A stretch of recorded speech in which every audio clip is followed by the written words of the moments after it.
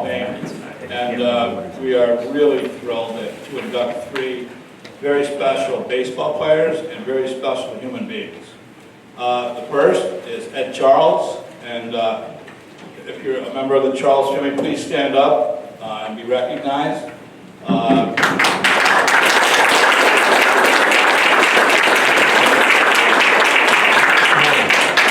Ed the Glider Charles was the World Series champion starting third baseman for the New York Mets, and a wonderful gentleman. The second member of our induction team is George Burns, who was a local gentleman who played in the 1910s and 20s.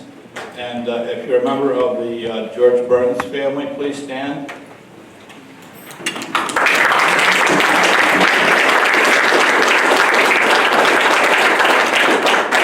And the last member of our induction class is John Henry "ZIp" Northrup, who was a legendary player, born in 1882, started playing baseball probably in 1899, and played for over 30 years, and played all across New York State, Vermont, Massachusetts, was a pioneer in baseball, a tremendous player, but every position on the field. If you're a member of the Northrup family, please stand up.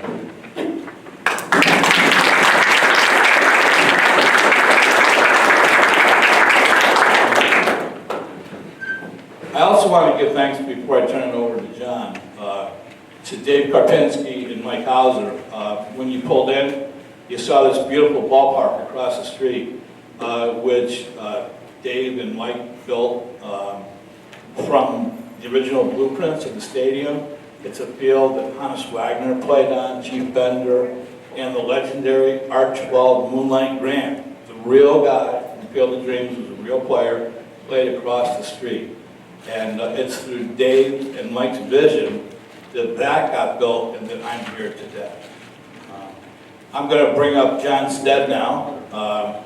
John is the other component of why I'm here today, because John owns the building. So he was gracious enough to have me here. And through Dave and Mike and John, here we are.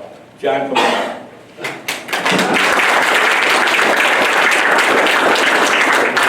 Never want to exaggerate, right?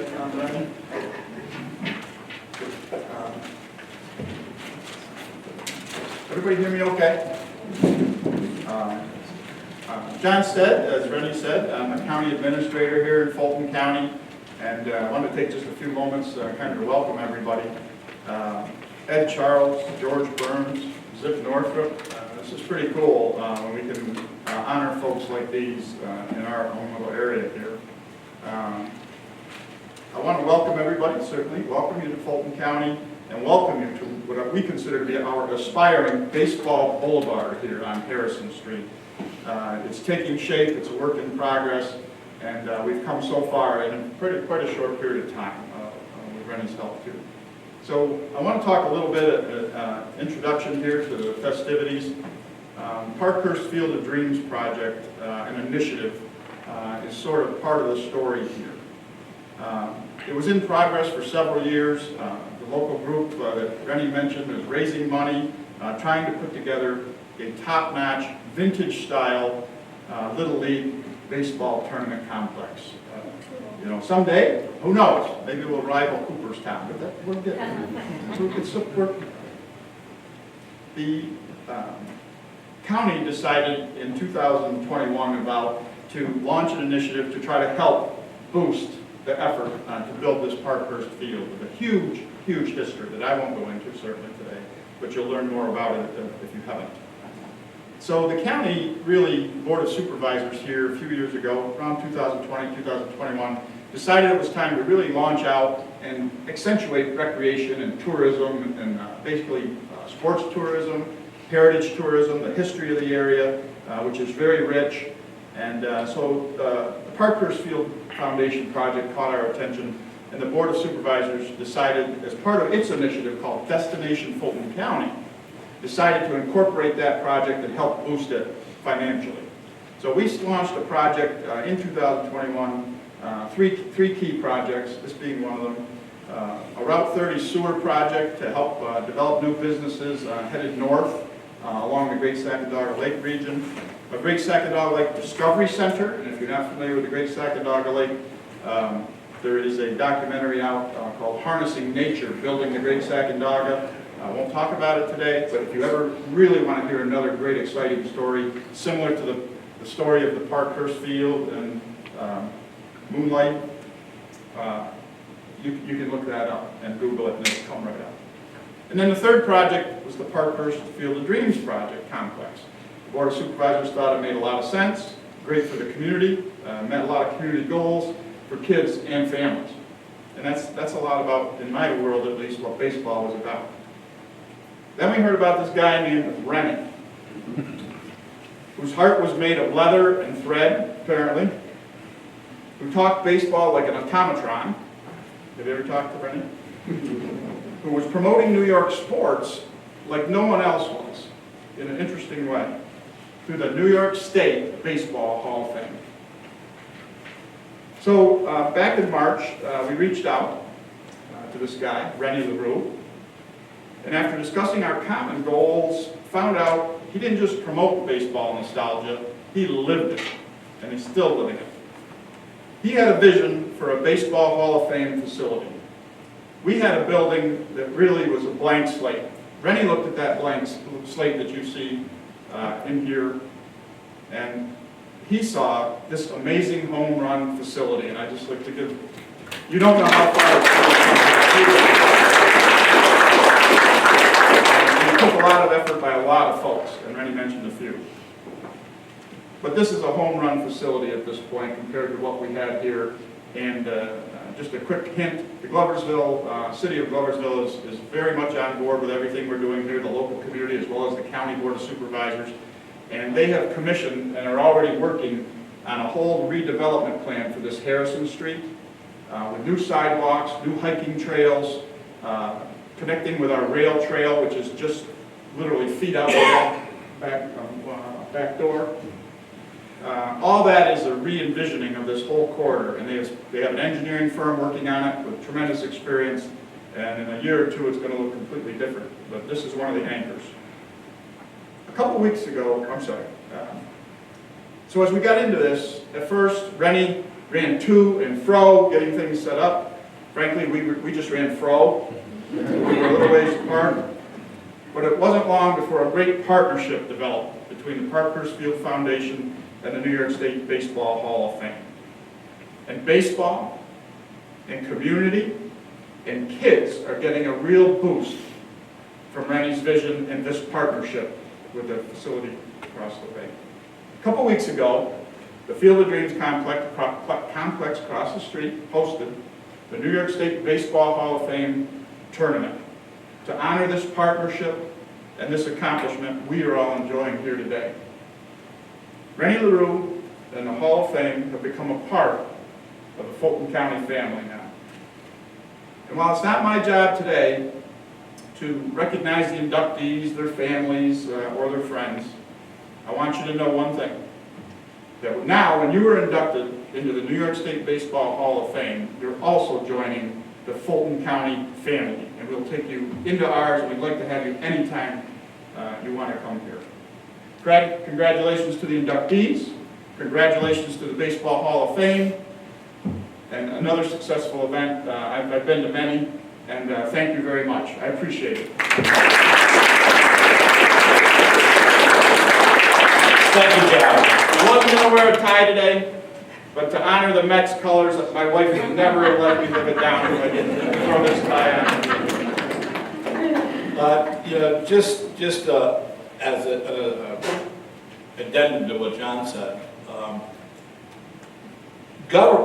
I have never worked with government on any level that has been so cooperative, so polite, so friendly, so accommodating as Fulton County. And I'm sure Dave and Mike will agree. It's government working with us, and on the highest level. I only wish that it was that way on a much higher level. But here in Fulton County, these officials are top-notch people, and thank you for your help and cooperation. I want to give thanks to Elvira Colbrin, sitting over there in our soft seat.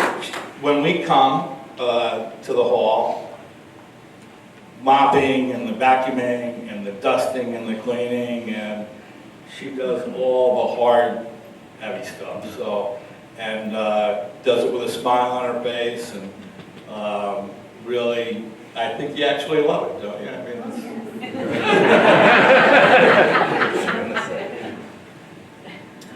so we now we embark upon our first induction speech, and we're going to start. The day will unfold. We're going to give these 3 speeches. We're going to break, and then we're going to come back for a panel discussion, and we're going to have a guest speaker before we start that. It's Kevin Larkin. Kevin, stand up. Kevin's a baseball historian from Pittsfield, Massachusetts, who's written a wonderful book on McGarry, but spends all his time researching nostalgic baseball, old baseball. And thank you for making the trip over, Kevin. Thank you.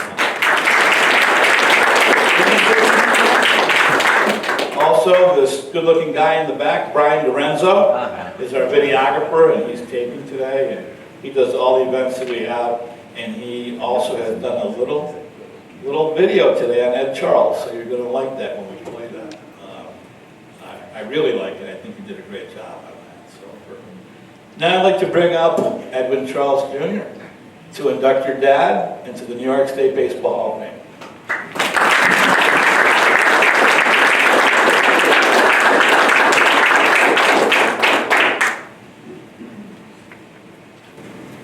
Good morning, everyone. Morning. So I'd like to begin by first thanking you, Rennie, for this wonderful opportunity for me to be standing here in honor of my dad's induction. It means a lot to me.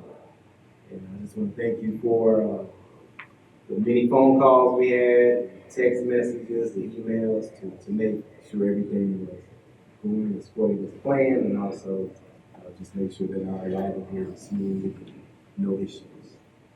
Next, I want to thank my family for being here with me, and ask you all to stand one more time. And also, I'm going to ask a close family friend, Michael and his wife, to stand.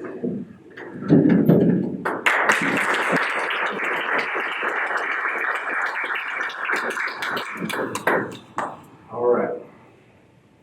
So, okay. So one thing that stood out most for me as far as the New York State Baseball Hall of Fame was the requirements for the inductees. So there are 4 requirements: character, professional career, coaching career, and community service.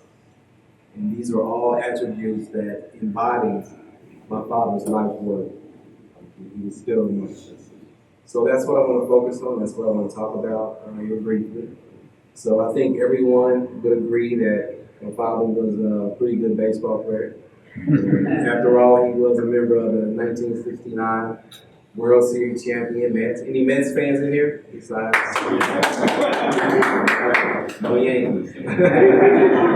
There's some Mets over here. But he really contributed to that World Series.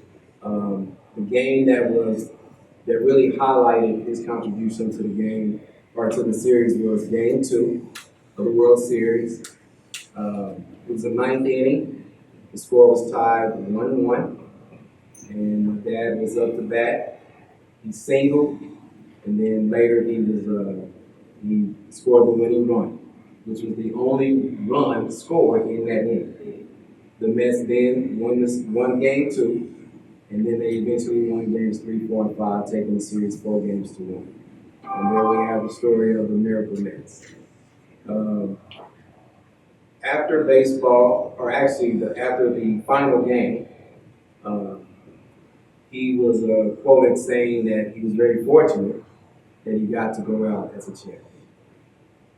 So after he retired from baseball, he had several other business ventures, but then he later reunited with the Mets organization as the Midwest scouting supervisor, and then also he coached the rookie league teams. Someone once asked me, how does it feel to be the son of a famous baseball player. And I simply stated that, I've only known him as a provider, protector, disciplinarian, and a man who really loved his sons and loved his family, who just happens to be a great baseball player. But that really speaks to, his character. The story that stands out for me, me and my brother, when we were younger, my dad would take us bowling and shooting pool. And after maybe like the third time of us going, I got really upset with him because he was a pretty good bowler. And he would just rub it in my face that, he beat me. And I remember being very upset or frustrated and probably crying. And he looked over to me when we were in the car and he said, "What's wrong with you?" I told him I was upset because I want to win. I want to beat you. And he said, "Well, that's probably not going to happen." But what I will tell you to do is, I challenge you to play your very best. And if you play your very best, you'll always be victorious. Do your very best. Well, it didn't resonate with me at the time. And I was like, I don't want to hear that. I want to hear it next time you're going to let me win. That's what I want to hear.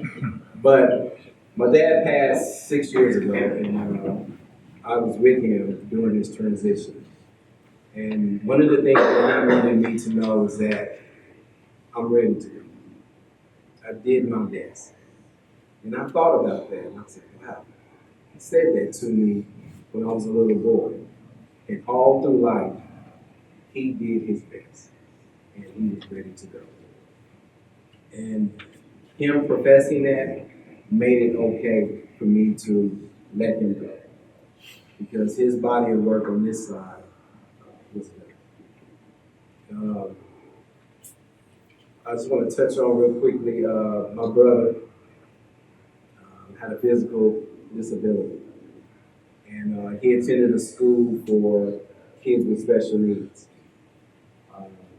My dad, for maybe 2 or 3 years, he would dress up as Santa Claus.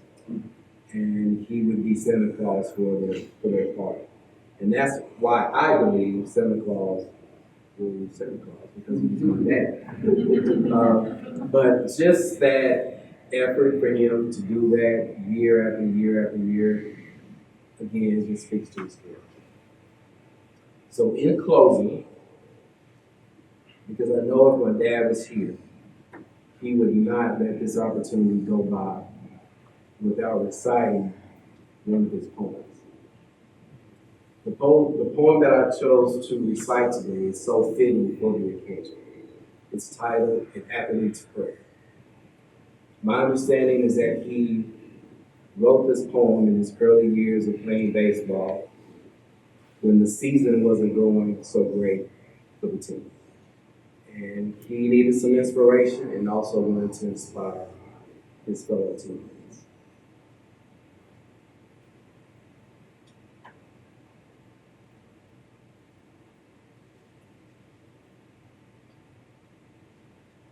Author of my talents, only you shall I praise.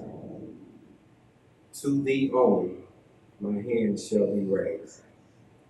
For when I am burdened with the weight of my team, to my rescue you come, it always will seem.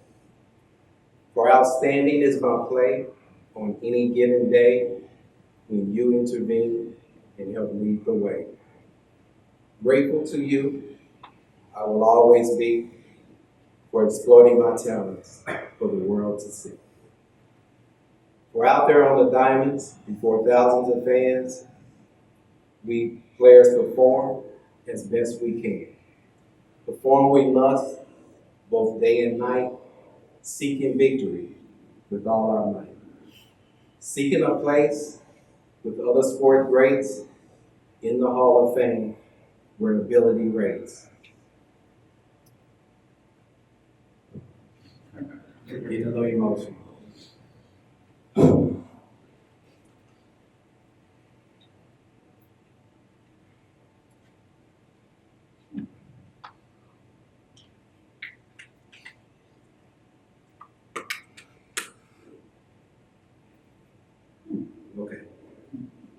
deep in my heart, I yearn for a place at the top. And with you leading the way, competition could not stop. The glory of fame, which someday I will receive, when I too pass on in a proud record leave. So guide me, dear author, for competition is king, and I too may fall like others I've seen. For many are the performers, but few reach the top. And with you leading the way, I will not stop. Thank you.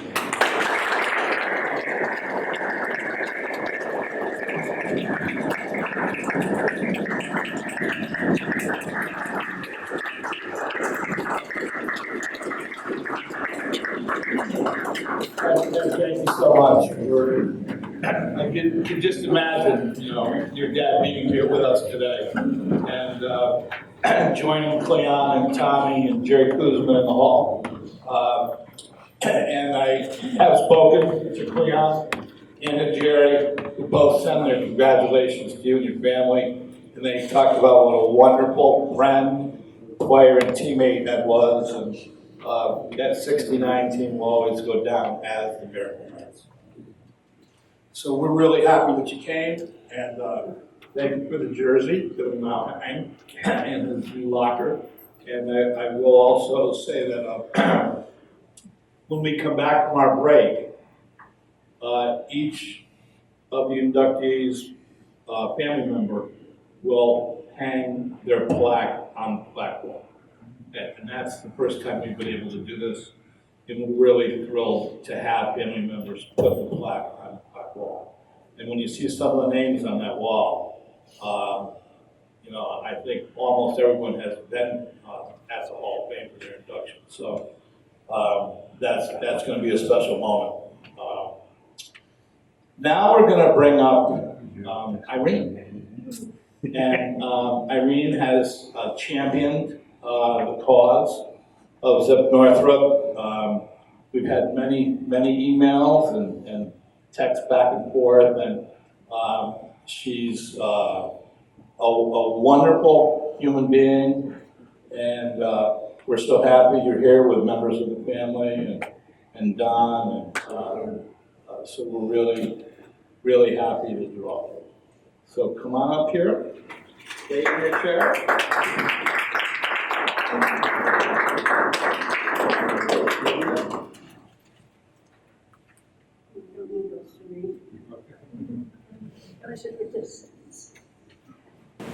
I am the eldest member, ancestor of John Henry ZIP Northrup.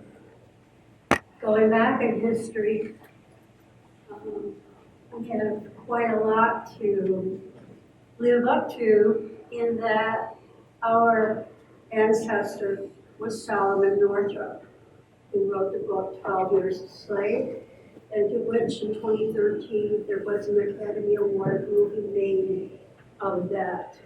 So Solomon for himself was one who was very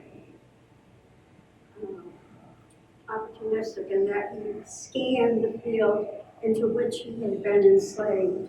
He never pointed fingers at individuals, he just was an observer.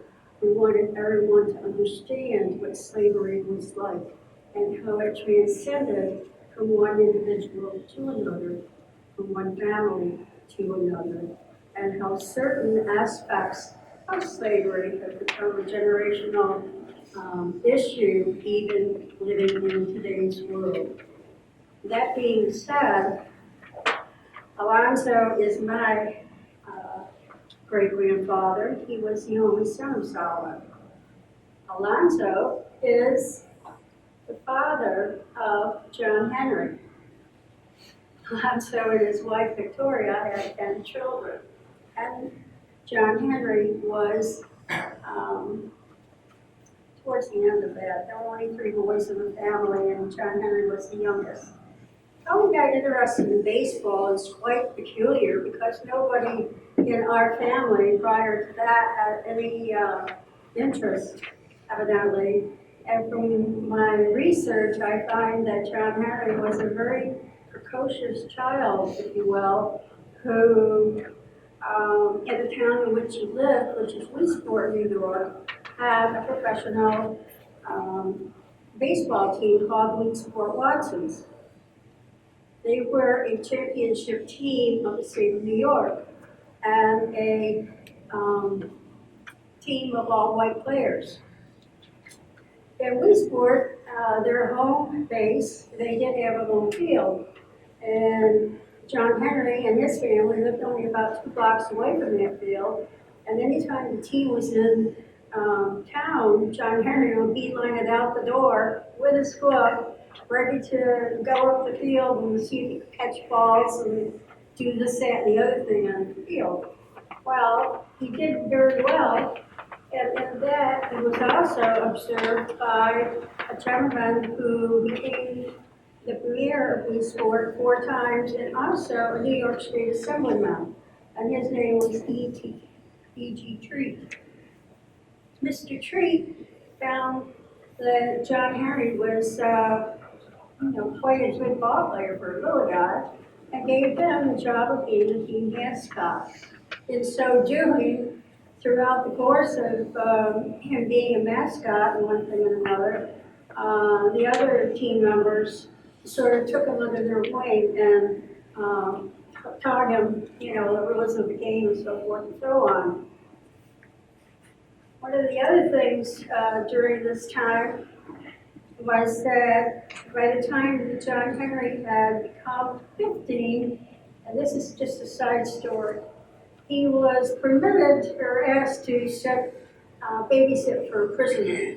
The prisoner had a past history of being quite sleight of hand and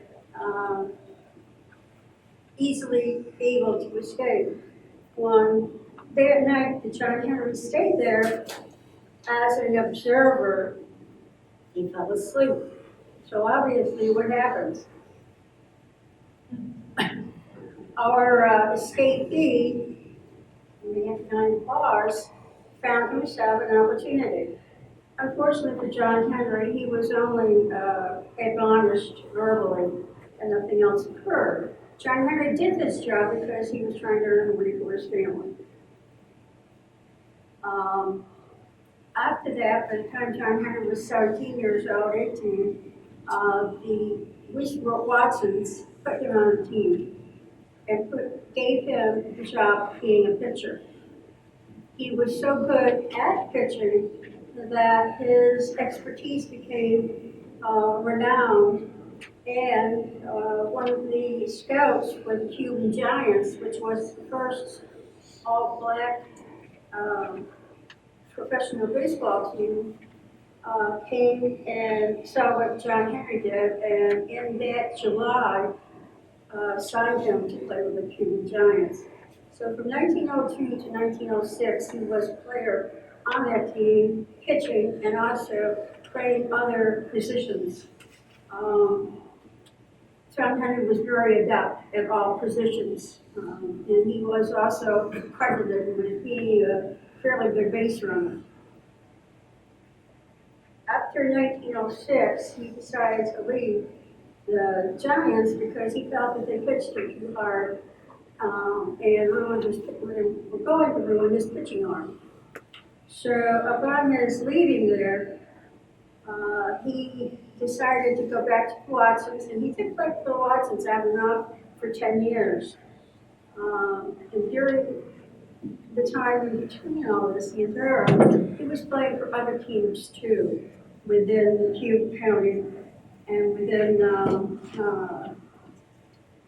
the city of Auburn. Some of the things that John Henry did during his time of play were positions not only of player, but a coach and manager and an organizer. He was very devout in encouraging the other players to model and improve on their skill sets, to bring out the best of them, which some of them didn't even realize that they had. And so mentoring some of these players, they did progress on up the ladder of baseball. And continuity within that framework.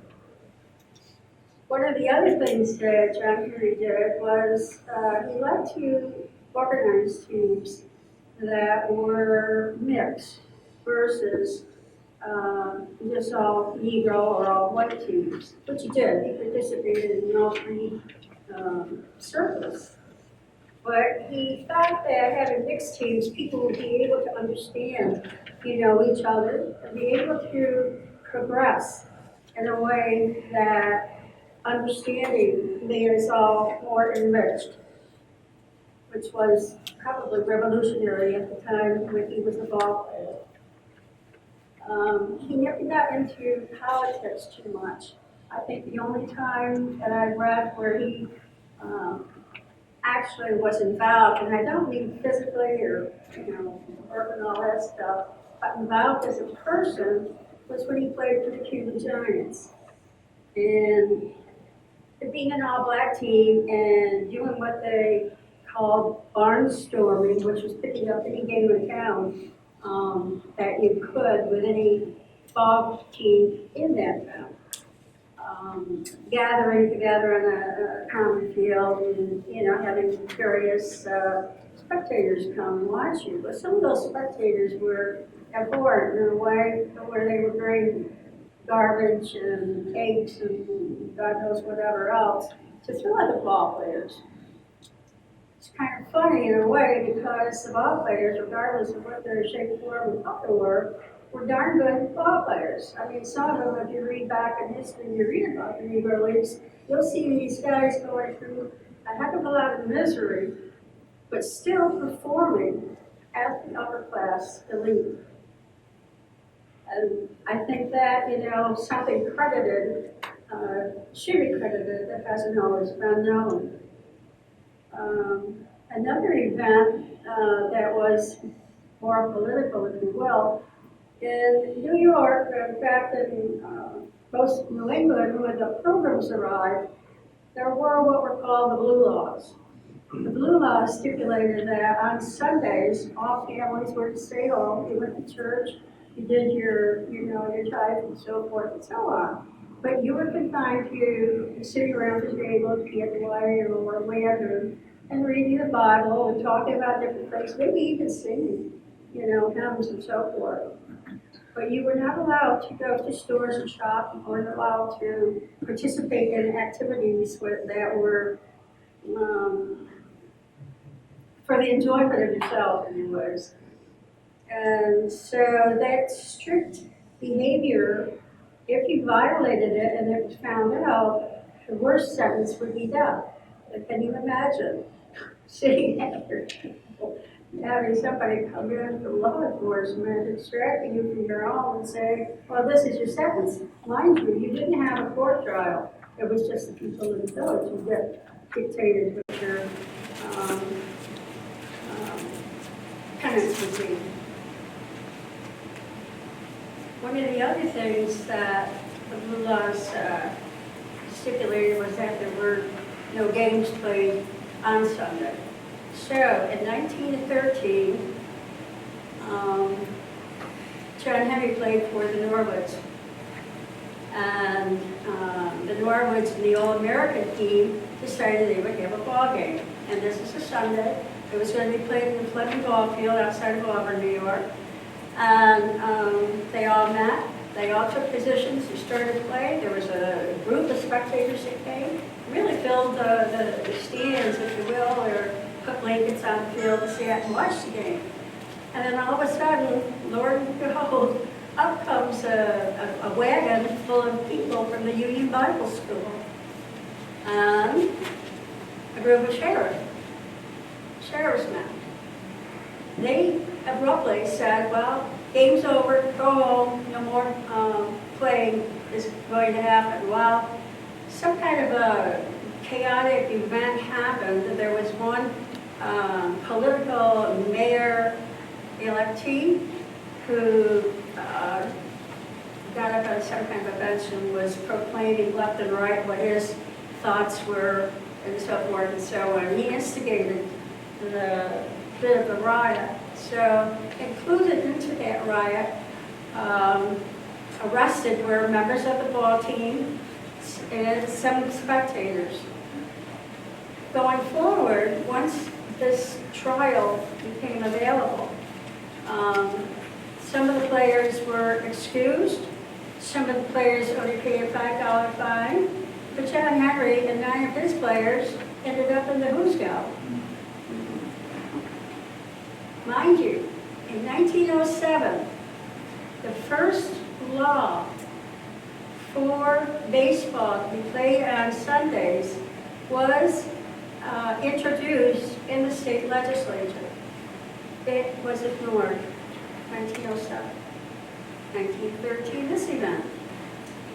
In 1913 November, which was 6 months after John Henry was jailed and the rest of the team and so forth, all of a sudden it was decided, well, everything is over, there's no issue, blah, blah, blah. Somehow it was all excused, and it was all politically minded. In 1919, finally, the New York State Legislature did vote for baseball to be played on Sundays. So now you see Sunday baseball, we all gather in front of the television and watch our favorite teams play, or, you know, go out to the field and, you know, sit in the stands and watch our favorite players, you know, do their thing and so forth. But it was that transition in 12 years it took for that one law to be made and for us to really benefit from that. And even John Henry said in the jail waiting for his moment of release, he did, you know, mark some kind of a chalk mark on that roll call, if you will. Some of the other things that he participated in was organizing different games or different teams. And we supported Fort Byron. He was asked by local educators to give them information on how to put together a high school baseball team. And from both of those schools, we now today see, you know, the teams that have evolved over time. In 1942, John Henry was invited to the board meeting and asked again to help in helping organize more events towards baseball and for the towns in themselves to better encourage people to attend and so forth. As it was, John Henry decided that he would rather retire to his farm and spend the rest of his time with his family. 1944, in July, he passed away. So whether or not he knew that he was ill or anything like that, that we'll never know because it hasn't been described. And I'm done. Thank you so much. You're welcome.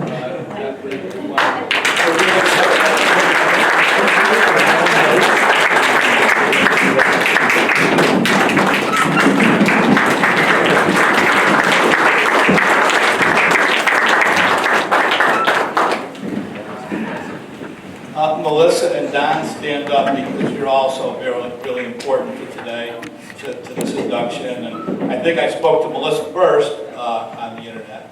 And what a wonderful family to keep his legacy alive like this. And I'm sure he'd be happy if he was here today and he would talk about his journey. And, you know, I think baseball was his life. And, you know, we're really honored to have the legacy and the contributions of a man who did it on and off the field and did it with dignity. So thank you so much.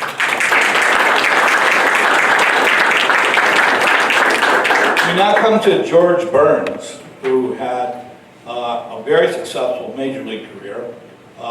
Most of the years were with the New York Giants, playing for John McGraw. 2,077 hits. The league leader in runs 5 times, stole home 28 times. And this is special because he's from here. He's from Gloversville. And Mike Hauser, come on up to induct your relative, George Burns. Thank you. So yeah, this is really special. I'm a Schertel relative. George and my great-grandfather Leo were brothers, but we have some of what I call George's real family here, his grandkids, the Nile family, that actually knew him. He passed away before I was born, but if you guys want to stand up, thank you for being here.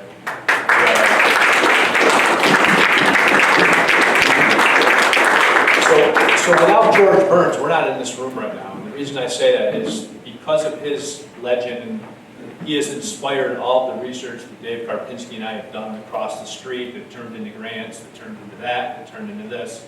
It's really, it all spider webs. Mr. Charles, would you say the 4 criteria were for the New York State Baseball Hall of Fame? Sure. Character, professional career, coaching career, and community service. Okay. So George Burns, he embodies all those to the nth degree.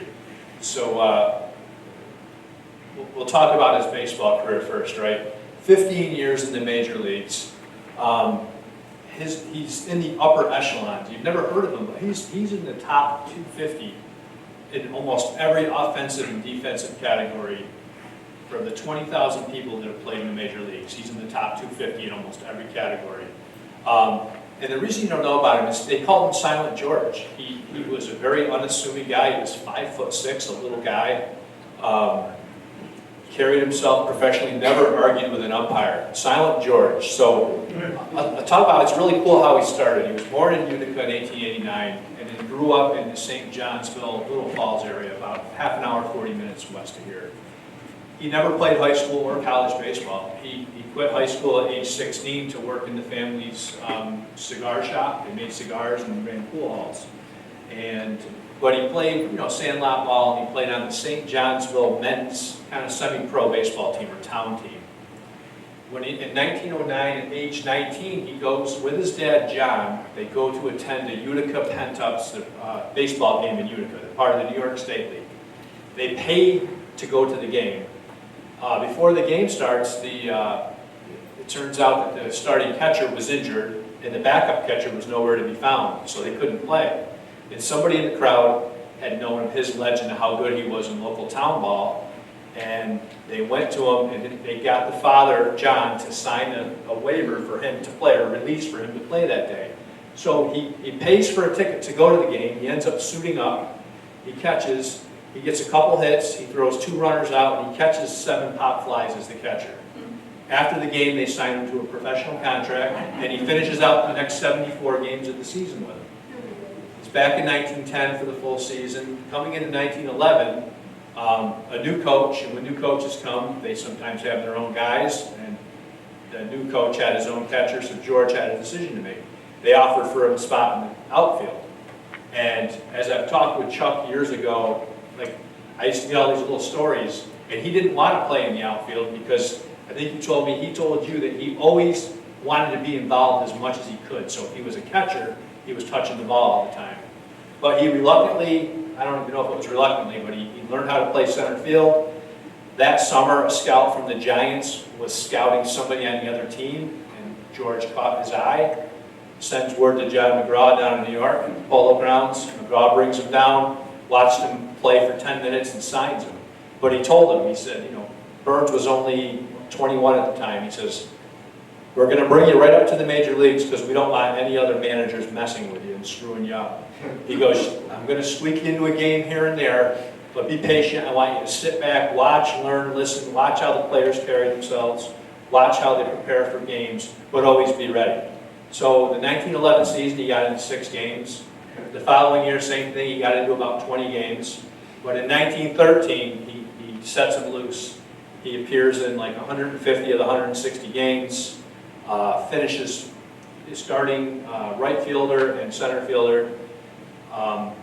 He leads the National League in a few categories: hits, at-bats, stolen bases.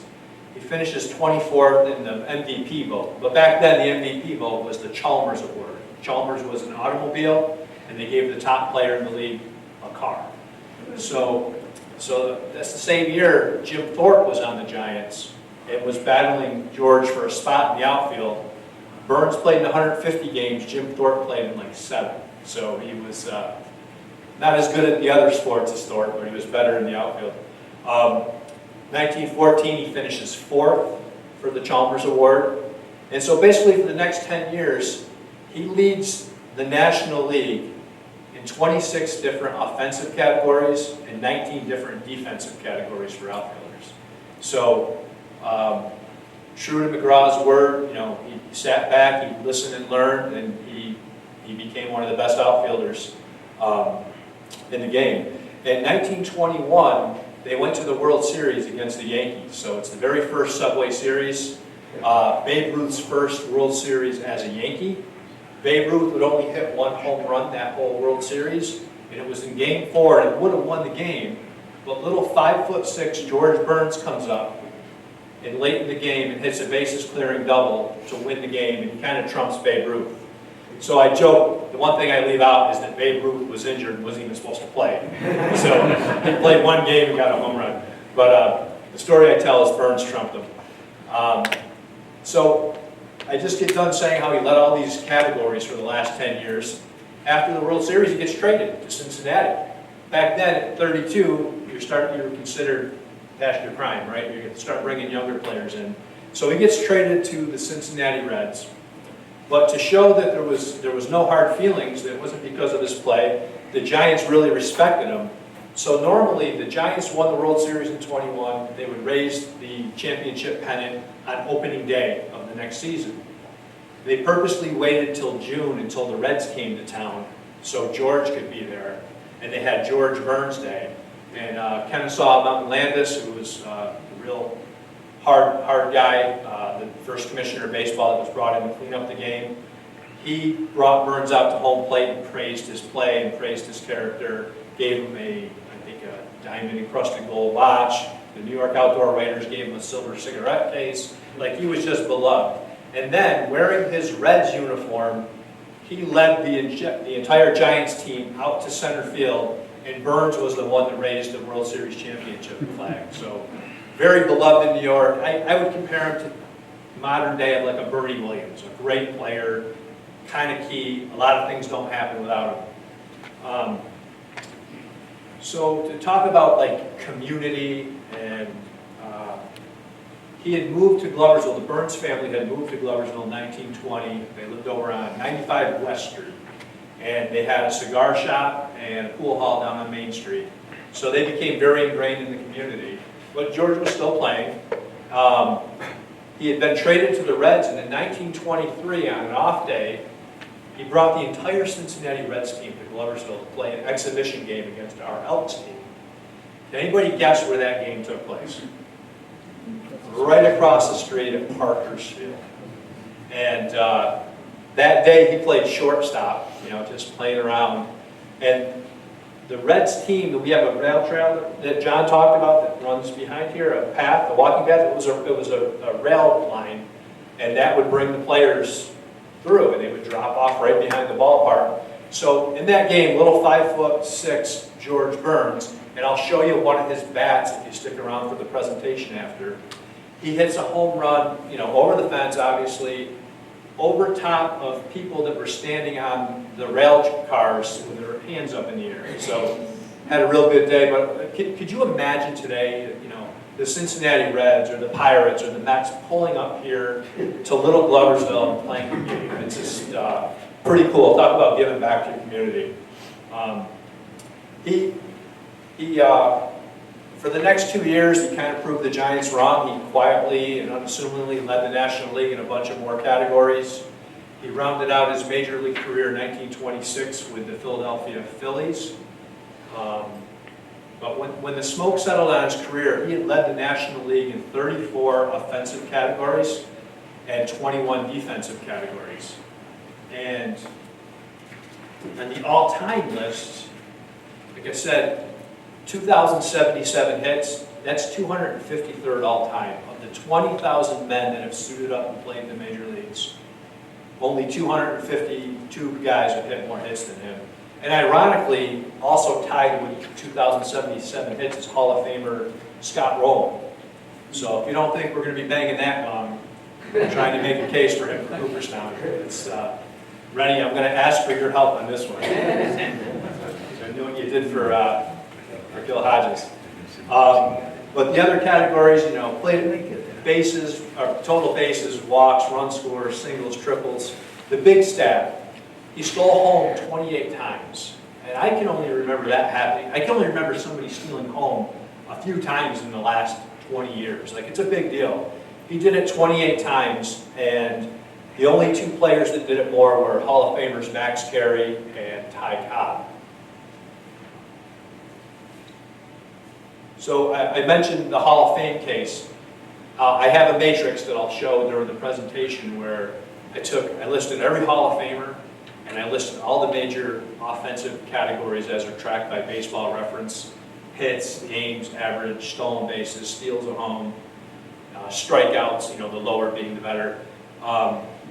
He has at least one stat that's as good or better than every single Hall of Famer that's currently in Cooperstown, with the exception of Ty Cobb. He just can't touch anything Ty Cobb. And ironically, he was asked once who was the greatest, and I'll show this during the presentation, who was the greatest player you ever saw, and he said Ty Cobb. So when he was done with the major leagues, he spent another 5 or 6 years in the minor leagues as a player manager, right? He still wanted to be involved with the game, wanted to start giving back and teaching others and honing the skills of other players. So he, from Massachusetts down to Texas, he was with traveling teams. And then he ended up back in the major leagues in 1931 as a bench coach for the Giants. And I don't know if the Schumacher family made it, but what was kind of neat is I talked with Hal Schumacher once, who played with the Giants from 31 up until just after World War II. And he's from Little Falls. And he said when he got to the big leagues, it was so welcoming to have George Burns, who had lived in Little Falls at one time, to be one of his coaches to help him transition. So when his career was over, he came back to Gloversville. He ran the family pool halls and the cigar stores. I've had a lot of guys, 30 years ago that were older then telling me that when they played high school ball, there would be an umpire, but before the games, he'd be out in center field, running around, covering the whole outfield, shagging flies, and it was George Burns, and that's what he would do for fun before he umpired a game. He also, as he got older, couldn't be on his feet. He worked with a couple of local leather mills. And the other thing, when we do all of our history research across the street, whenever there was an important game, like if a traveling barnstorming, like Negro League team came, or Cuban team, any professional team that came, Burns was always in the box score. He was always part of that. Part of putting together all the old-timers committees, was constantly promoting the game right up until he passed. So I've kind of alluded, he kind of leaves a legacy, not only of great memories with his family, he's in the upper echelons of the baseball records, but he still leaves an impact on this community. He was inducted into the Utica Hall of Fame in '95, the Fulton County Sports Hall of Fame in 2015. There's an exhibit of his cards and pictures and stuff on his career at the Fulton County Museum, which is across town. And then he's also got an exhibit in the Parker's Field Museum that's across the street. We'll have that open this afternoon if anybody wants to go check it out. And now we're proud to say he's part of the New York State Baseball Hall of Fame. Thank you.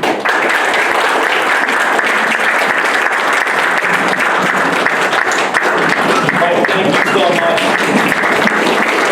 Thank you for all your personal help with what we've accomplished. Can I just say something? It's what Rennie has put together. It's like a lot of these players had great careers, not quite good enough for Cooperstown. You can make the argument, but this is Cooperstown for these guys, right? How cool would your dad think this was? This is just so cool, and we are honored that you brought this to Gloversville for us. Thank you. Thank you.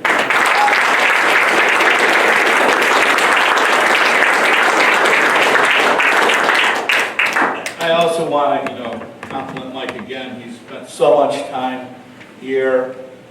He's been helpful every step along the way with Dave. And, Mike now serves on our board. a very valuable part of what we do here, and we're really appreciative of all you've done. So, and you brought your daughter here today. That's nice. I'd like to take a moment to recognize 3 members of the New York State Baseball Hall of Fame that are here. I want you all to please rise. Dave Karpinski, Bill Levy, Jesse Braverman.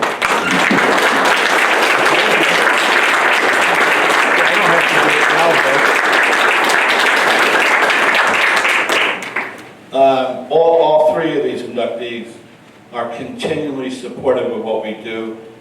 Jesse and Bill have come many times here. It comes to every event that we've had. Significant contributors to baseball into the Hall of Fame. And that's important to me, the people that stay involved with us, that follow what we do. And to see Bill and Dave and Jesse here is always a really good thing. It's time now for us to put the plaques on the wall. So I want everyone to walk outside where we do the plaques. Where are you? And Melissa, please come up.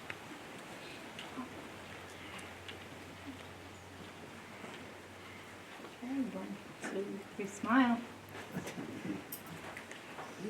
And now you can place this plaque right here. There's a little, it screws, it just goes right into that, hold it inside.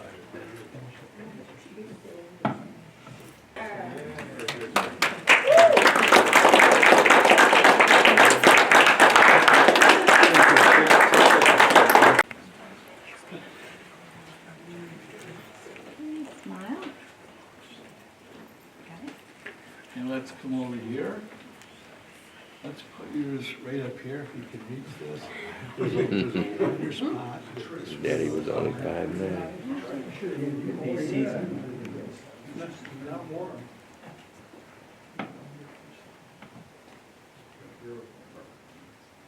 You can do this for me for everybody. Beautiful. No pressure. And turn around and get your picture.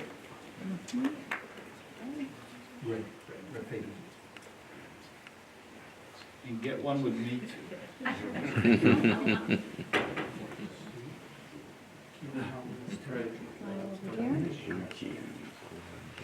Back, and thank you for that. We're thrilled that he'll be joining the Lockers. Mike Hauser, come on up. We're gonna have the grandkids, Chuck and Greg, are gonna do it.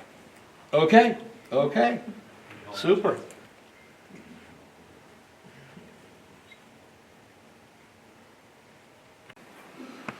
Now I get to talk about John Henry ZIp Northrup. And I remember when Rennie asked me this, I said, okay. So I went to search for him, and I found not a lot. And wasn't worried about it, and then I remembered when I was at the Hall of Fame speaking about Lou Gehrig, I spoke to one of the curators up there, and I asked them how they came about to find some of the information that, and they told me that the bracelet for Lou Gehrig. He gave his wife a bracelet that had the MVP awards, batting titles, World Series titles and stuff. And I said to the lady, I said, well, how did you find that? And she said, I just typed in Lou Gehrig's bracelet. Well, that's what I did with John Henry ZIp Northrup. And I found a wonderful piece. I found a lot of, little tidbits and stuff like that. But I also found that Larry Lester, a noted Negro League historian, wrote a wonderful piece on Mr. Northrup. And it's just a fascinating story. And I hope that you appreciate this and understand that what people went through that played back in that area, especially the black and Negro League players. Mr. Northrup was born in New York on July 27, 1882. He passed away July 11, 1944 in New York. Then I had a mystery come about. I found out he was buried in the Pine Hill Cemetery in Thorpe, New York. True. True? Yeah, it's the right spelling, but it's pronounced true. Yep. Okay, whatever they said. And didn't know where it was. And I found out, and it all kind of makes the picture come together because Troop, New York is in Cayuga County. And Cayuga County is where Weedsport is. So everything kind of comes full circle. One of the hard things about researching baseball back in that era is it's not like today where you can type in New York State Baseball Hall of Fame and all these things come in. Back then, they didn't have that. You did it by hand or newspaper. But anyways, he had a career that I can pin down from 1889 to around 1942. He played in a number of different towns like the Weedsport Watsons, the Cuban Giants, a team called the Mercedes. In 1910, he played for some independent teams. In 1911, the Auburn Norwoods. He then played with the Auburn Royal Giants, a team called the Genos. I have no idea about that. Then there was a Dunn and McCarthy team from 1950 to 1919. They were the Dugans and the Duganites.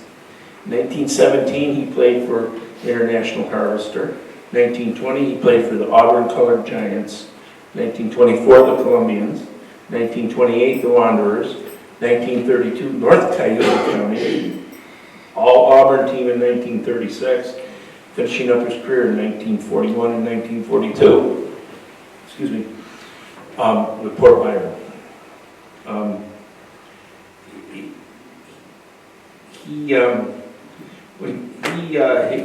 After him and his father and mother married, they moved to Weedsport because his father worked on the Erie Canal. So, there was certainly the work here. When he was a young man, as this wonderful lady said before, he played with a team called the Watsons, who were a semi-pro team in the town of Weedsport, New York. And according to an article in the July 30th, 1902 issue of the Syracuse Journal, it was announced that Henry Northrup, the crack-colored twirler of the Watsons, has been signed by the Cuban Giants and will leave to join the team in Clifton Springs. He had an enthusiasm for the game that I don't know how you measure it. I did the way he thought of it, and that proved to be a valuable asset later on in his career. One season, he pitched in 16 games and won 14 of them. The losses were at Union Springs and Lions, and in the Lions game, he got beat 1-0. As a sidebar too, I didn't include them, but if anybody wants them, I found the box scores for the games. So if there's games that you found, I can certainly get them for you. After playing for one of the more top independent black teams of that era, ZIp Northrup, returned to Weedsport in 1907, playing for a number of teams over the next few years. He was able to organize and coach different levels of competition, and as was said before, he played on integrated teams as well, which could not have been easy for anyone. In a press account in 1924, the all-colored Auburn Giants, of which Northrup was a member, defeated a talented Cuban Giants team, one of the top teams of the area. His last appearance on a field came when he was 43 years old, playing with the Savannahs as a second baseman. According to a report, and I got no chance of pronouncing that, it's a paper in New York, it's the New York Free Press, Skaneate. Skinny Atlas. What he said. On August 7th, 1925, Northrup batted fourth in the fourth spot in the batting order, went 0 for 4 at the plate, but did score a run in a 5-2 loss by Savannah. A lot of this searching turned up a number of articles of how good a ball player he really was.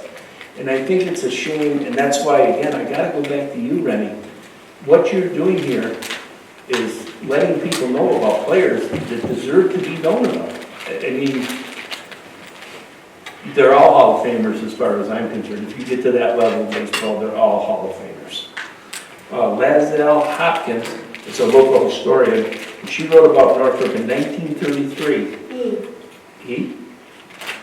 I gotta have them do the talking. I can't. Keep going. Facts regarding Weedsport, New York. And this Hopkins wrote, Henry Northup could have been a whole chapter. And more, he was such a picturesque player on the Watsons, except when he was away for 10 years. During that time, he never lost more than 3 games in the season. And who knows how many, he won. After he passed away in 1944 in Auburn, New York, there were a number of tributes about him. Bill Mullins was state assemblyman, and in the article that was printed in the Cayuga Chief and later reprinted in the Auburn Citizen Advertiser on November 4th, 1944, it was learned that Mullins had given Northup his first job as a team mascot. Frequently known as Zip, he had all kinds of natural ability, a great eye, baseball spirit, and a great will to win, and of course a very fine arm.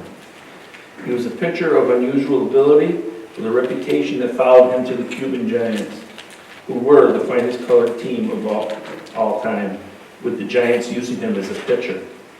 In another article in the Cayuga Chief on May 19, 1949, Northup showed a bit of a sense of humor when he was asked why he wore different colored socks while he was playing. He was quoted as saying, "I didn't want to be confused with the other players." Sometimes on the field he would yell, and sometimes he would be quiet.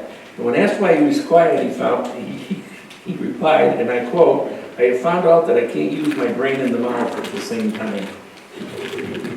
Then in a Cayuga Chief article in 1955 by Dan Burnett was quoted as saying, "Weedsport undoubtedly would have produced another major leaguer had Jackie Robinson made his debut 50 years earlier in 1947.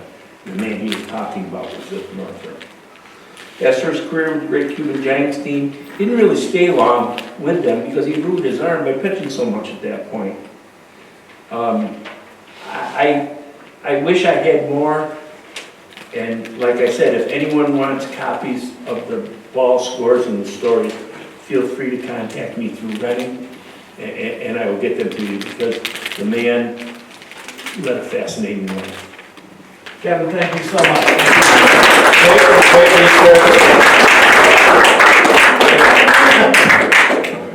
If there's anything to be found about ZIP, it's so now I'd like to bring up Ed and Don and Mike Hauser for our little Q&A, little panel discussion on the inductees.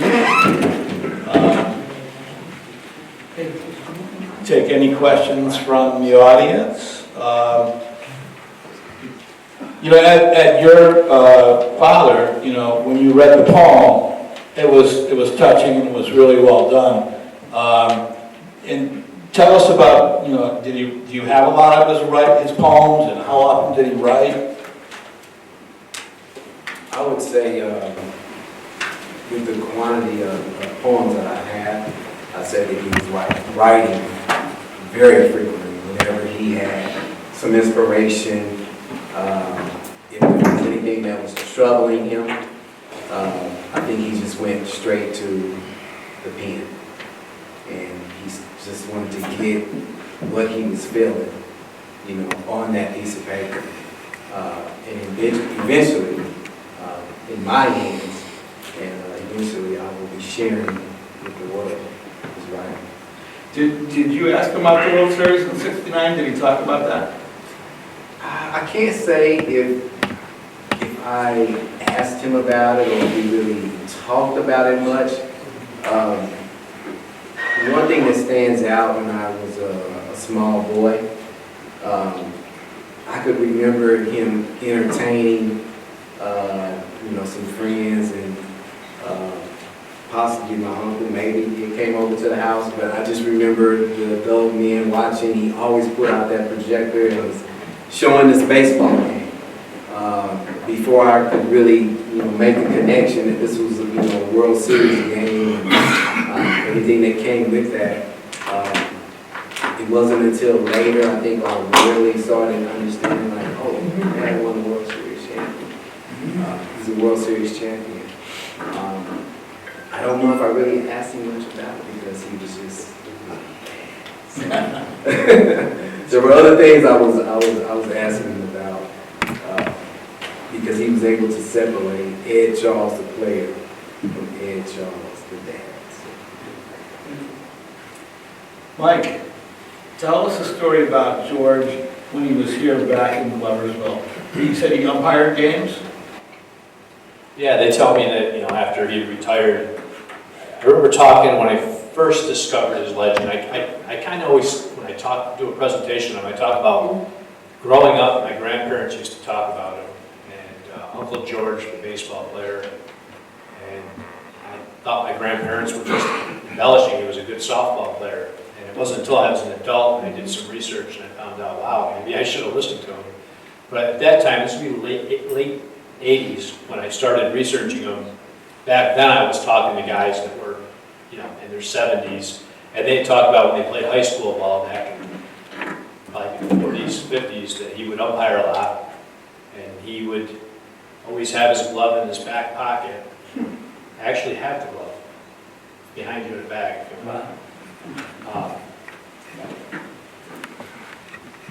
That's his actual glove? Yep.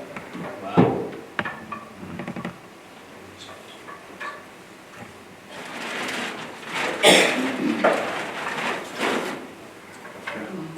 Guess we can hand this around, a little show and tell. So yeah, he'd be out there shagging flies during batting practice and giving the kids pointers. So that's his bat. It's about 50 ounces. It's very heavy. It's obviously, I don't know what kind of wood that is, but it's real solid wood. How much does that weigh, do you think? 50 ounces. Wow, wow. And today, Aaron Judge probably uses what, a 34-ounce bat? Yeah. Wow. I bet those bats didn't crack that up. I send this around as kind of perspective of, a 6'5" guy like JT Snow uses a light bat compared to that. Wow. And whenever there was exhibition games across the street, we'd have.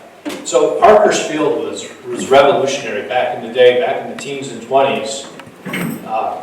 Skin color didn't matter here in our town. We were I've written a few stories where I've discovered that the example, 1947, Chuck Harmon, kind of segueing, but so Chuck Harmon was the second black to play in the minor leagues behind Jackie Robinson, and about a month before Robinson broke the color barrier, they had signed a couple black guys, and they couldn't find homes for him, and they couldn't find for Chuck.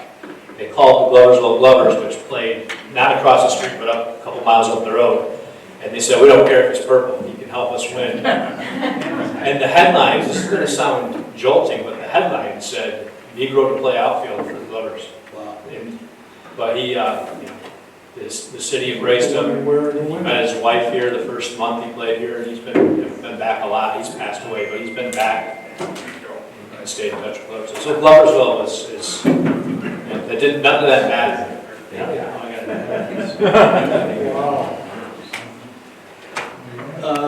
Don, Zip played a long time. And what was interesting, one of my thoughts was that Zip was born in 1882, George was born in 1883. They might have crossed paths, it's quite possible. The amount of traveling he did then was amazing for different teams. And by the way, for the people who don't know, the New York Cuban Giants were the equivalent of a major league team. That's how good their level of ball was. So there was some very strong Negro Leagues teams, as you can tell from, if anybody ever gets to go to Kansas City to see the Negro Leagues Hall of Fame, it's quite amazing. And lately, Major League Baseball has done a good job of integrating stats and admitting stats. But the amount of traveling he did was amazing. That wasn't easy back then. It had to be all by train, I would think, right? So that would be my understanding. Again, I wasn't around back when he was doing those things, but the information that's been passed down from my father to me and so forth, he just loved the game of baseball. He was just passionate about it, always trying to play wherever he could. I rationalized in my head it was probably his way of finding peace at a time when, again, it was difficult. We've talked about it. So if you love the game of baseball, and there's other very famous ball players in the Negro Leagues that talked about, they just want to play ball. And the story I always heard was that he just liked to play and let his playing speak for him. And I'm imagining that was what was soothing for him. He had all the other challenges of raising a family and all of those things, so you're right, that had to be difficult. But it also shows how much he must have loved the game. And I gotta believe just the camaraderie that you make doing that. I'm trying to put myself in that era. And to be able to run into people that you can talk to, the big thing was nicknames, like he had the nickname Zip. Certainly there's a number of very talented players that have earned those nicknames that we've all heard. Little Papa Bell is one I always think about, and all the things they say about how fast he was and so forth. But I think that that's really what it was all about. It was that freedom of being able to play with fellow ball players that enjoyed the game the way you did. And that's why you probably traveled all over anytime you could to play that kind of ball. And that's all I can really tell you. It certainly seems like it was a main part of his life. How did your dad get the nickname the Glider? Well, from what I've been told, and I have to go to my line over here, my uncle, who actually got to see my dad play. But from what I understand, it was because of his smooth fielding, his defensive play, how he would snag up the balls coming down that third base line. Tell us about him meeting Jackie for the first time. So what he did share with me about that meeting with Jackie is that they were both in the Small Business Administration office in Lower Manhattan. My dad was in talking with someone, and I think that individual informed him that Jackie had just came in and knew that they both were ball players, and there was an opportunity for my dad to meet Jackie. So they were brought together. My father had an opportunity to thank Jackie for his contributions to the game of baseball, and really just sticking it out, enduring what he had to go through in order for that next wave of black ball players to come through. And again, that was just the inspiration that he needed, as a small boy, seeing Jackie make it amongst the white ball players just offered, more hope for him. Yeah. That not only will the world see, black ball players differently, but also that they would, see black people differently. So that was his inspiration. Is there a picture of him with Jackie? No picture, no picture that I'm aware of. Yeah, I don't think there's a picture because I know we were on Did display. he talk about that? Did he mention that to you about meeting him? Yes. Nice. I mean, that, in movie 42, that's priceless.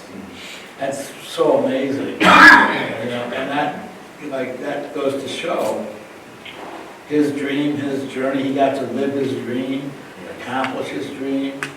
Him leaping in the air to the World Series is one of my favorite baseball photos of all time. Yeah, I hear that. that photo was really iconic. Interesting that on that team was a young pitcher. He wore number 30. He went by the name of Nolan Ryan. And the Mets traded him in 1971 for a guy that played like a year, and he was done. So, I mean, I can't imagine that the Mets had Nolan Ryan and Thompson traded him too. I don't know what they were thinking, but, it's... How many years did Nolan last? Amazing. He was 45 years old, still throwing the ball 98 miles an hour. That's just amazing. Did he have baseball things around the house? Did he have things that he liked, special things, or? He kept, a lot of his memorabilia, out on display. In his house in Kansas City and also in New York, several items. So very, very proud of his accomplishments in baseball. And then, after he passed and, just going through more items, I'm seeing items that, I had not seen before that. How did you feel when you saw your dad on a baseball card? On the baseball court? Yeah, a baseball card. I was in probably the 5th or 6th grade, and I remember taking a baseball card on my dad to school, and I remember showing my friends, about the baseball card with my dad's picture on it, and it was just an amazing feeling. That's priceless. Because they, started, treating me a little different. Not that they didn't treat me good anyway, but it was just different because now they say, oh wow, his father's on the baseball card. So, I have every one of your dad's cards, by the way. oh wow. So like buying a baseball card now is a little bit different because you buy them graded in plastic. The card is sealed in plastic. And it's like going to a jeweler buying a diamond.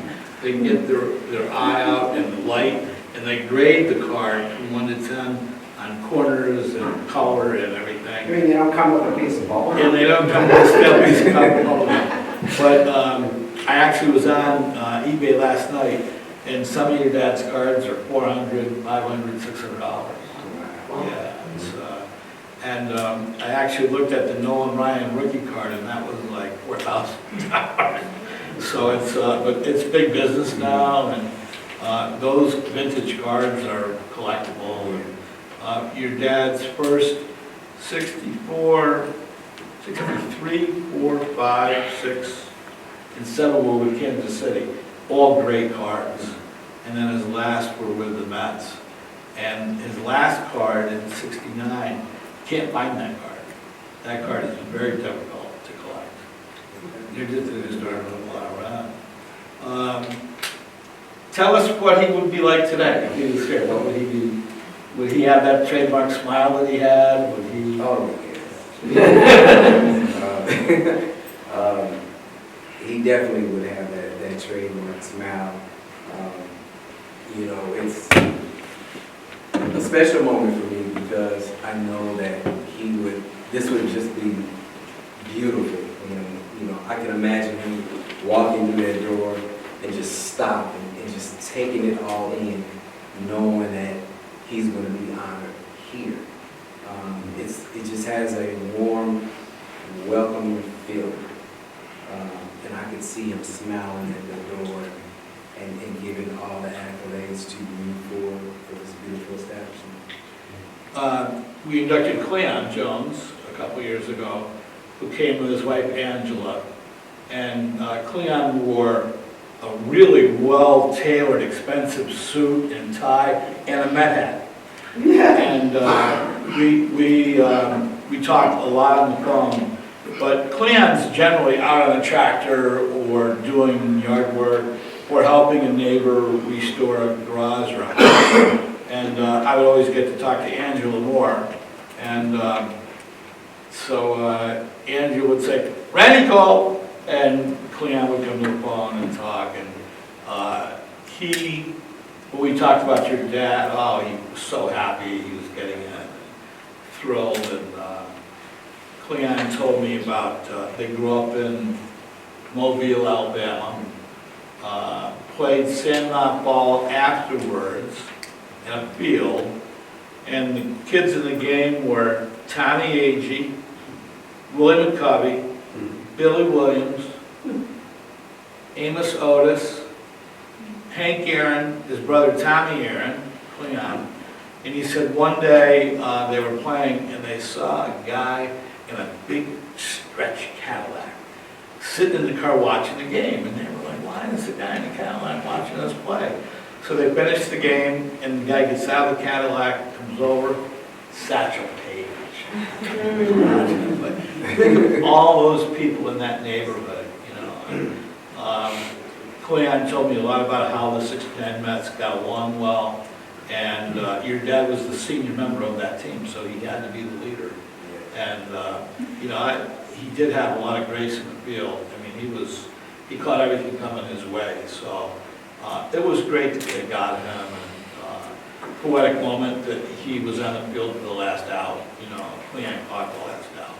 So, you know, here in New York State, you know, you sort of are a Yankee or a Met fan, and maybe even a Red Sox fan too.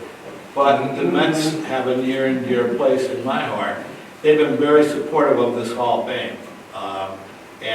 We had Gerald Strawberry here last year, and Gerald invited me down when they retired his number at Citi Field. And Elvira and I went down, and we walked up, and they said, "Oh, Rennie, glad you're here." And I'm like, "How do you know who I am?" You know, we'll escort you to your seats and book you and get you. And so the Mets really are a different team now under Mr. Cohen. And, you know, if you watch them, they have a penchant for winning 9 games in the ninth inning, so they're exciting. And, you know, I think I fell in love with the Mets in '69. You know, didn't think they could win that World Series, but they did. You know, Nobody thought they could win. no, Except them. They could win. they did. So, Mike, when you researched George's statistics and you saw 2,077 hits, did it immediately dawn on you how you said he ranked in the top 250 of so many categories? What did you, like, were you immediately... It changed my life. It sounds weird. At age 20, it changed my life. But at the time, he was 173rd on the all-time hit list. Wow. And I just thought that was so cool. We could never see a baseball card of him, right? Nobody had baseball cards from back then. And I went to Cooperstown. And they brought out 2 boxes. One was full of photos, one was full of clippings. If you haven't been to Cooperstown, go to the library and ask for your dad's file. It'll be full of articles, clippings, and photos. Amazing. They love having family come. Yeah, they do. I'm trying to bring Louis T on here now. We're trying to coordinate times. Right around that time, it was that summer that I first found out that he was a real guy, and I watched the movie Field of Dreams. Oh my God, like that could be him as one of those ghost players. Yeah, yeah. Was George Burns a leadoff hitter? Did he bat? Yeah, he was leadoff for a bunch of years. Yeah. And was he on the same team as Mel Ott? No, before. Before Ott. So maybe one of his best categories would have been runs scored. Yes. Is Yeah, that there true? was somebody was here was talking to me about a stat. League leader 5 times. Runs scored, walks. Is there anybody in the room that was talking? Yeah. He led the league in runs scored 5 times and led the league In walks. in walks 5 times. Same season. Not the same, different seasons. Not Led simultaneous. the net. No, I think it was. Okay. Yeah, but different years, but led the league and to lead the league in runs scored and walks 5 times was done. He was one of 4 players to do that. The other 3 were Babe Ruth, Ted Williams, and Mickey Mantle. So, Pretty good company. yeah, it's just an amazing thing. Yeah. But yeah, really, he is the. If it wasn't for him, we wouldn't all be sitting here today because he launched our love and Dave Karpinski. We had heard one of the stories we heard of the family was that he brought the Reds to town, and we never knew where that was. So what happened, Dave? Tell that story. Mike had asked me to help out on the board of Gloversville Little League across the street, and we're kind of both baseball history buffs. And Mike said, I think George Burns brought him somewhere to Gloversville. I don't know if it was here, if it was somewhere, and everything across the street was unknown at the time. And there's this great site, and I encourage anybody who's from New York, look at it. It's called FultonHistory.com. It's PDFs of newspapers going back to the late 1890s. And I searched George Burns, Gloversville, baseball, whatever I could, and up pops an article that says that he brought the Cincinnati Reds to town, 1923. And it was the first article. It was really the launch of what you see across the street and ultimately here. because in that article, it said it was the first time a major league team had been here since the great Hans Wagner 20 years before, i.e. Pittsburgh team against the local Jags. And I remember printing it out and getting to the ballpark that night, coaching my son that night, but finding Mike and going, here it is, it's proof we're standing on the field. And it was... And then there was even deeper history. Yeah, it was history to grants and whatnot. Gloversville made baseball gloves for a long time, right? They had a factory here. And Yeah, it was like turn of the century was J.A. Peach. And at one time there was more players in the major leagues using a J.A. Peach glove than all other gloves combined. And then there was Kenwell gloves, and then Danker. Anybody ever had a Danker glove? Somebody had a Danker glove, I'm sure. They were made in Johnstown. Don, how many children did Zip have? Well, he had 3 boys and then 1 girl, son about Morris. Okay. And were you all aware of his baseball life?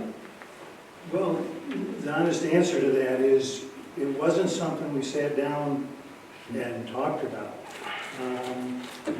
The only way I really know Zip is on the baseball field, because as every parent that has a son in here knows, when you grow up, your father puts you on the ball field and teaches you the game of baseball. And my father was no different, and he was John Henry's son. And all I can tell you is there was kind of this peace, there was this kind of importance of learning the game right. There was discipline, but there was also support. And I think that, that was really the part that I remember the most about thinking about Zip. And every once in a while, my father would tell a little clip about what it was like, what Zip would do. And he told one story, for example. He said, a lot of batters have a bad habit starting out stepping in the bucket. I'm sure everybody's heard it. And he said, your grandfather used to get right down in the box with a bat and tap them right on the foot if they tried to step in the box. Probably can't do that today. But those were some of the things that you knew he was passionate about the game.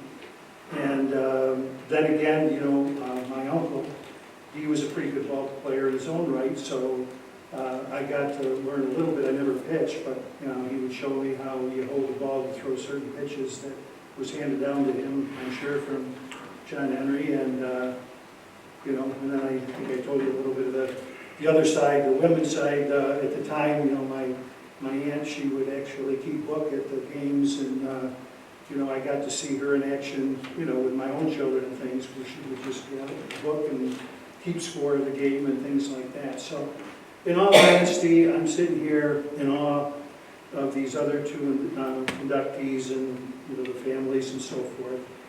But I feel if Zip were here right now, what he would say is my accomplishment was I was a ball player and I held myself well on and off the field and helped contribute towards the evolution of the game. We're talking about pioneering and so forth. I love him dearly for that. And certainly physically, you can look at me and tell it wasn't always easy. I sometimes look back at it and wonder, what did my father say when he was out there with his son playing ball and somebody said, hey, there's an African-American male out there with a white boy playing baseball? And to me, it was just father and son. I mean, never entered my mind any of those other things that happened.